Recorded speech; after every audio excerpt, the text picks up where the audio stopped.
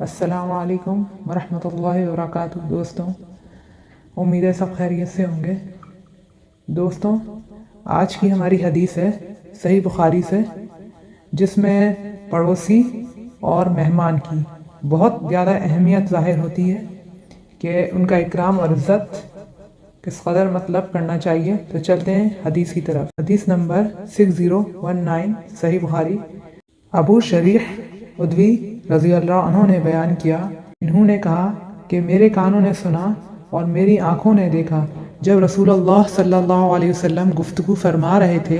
نبی کریم صلی اللہ علیہ وسلم نے فرمایا کہ جو شخص اللہ اور آخرت کے دن پر ایمان رکھتا ہو وہ اپنے پڑوسی کا اکرام کرے، اور جو شخص اللہ اور آخرت کے دن پر ایمان رکھتا ہو وہ مہمان کی دستور کے موافق ہر طرح سے عزت کرے۔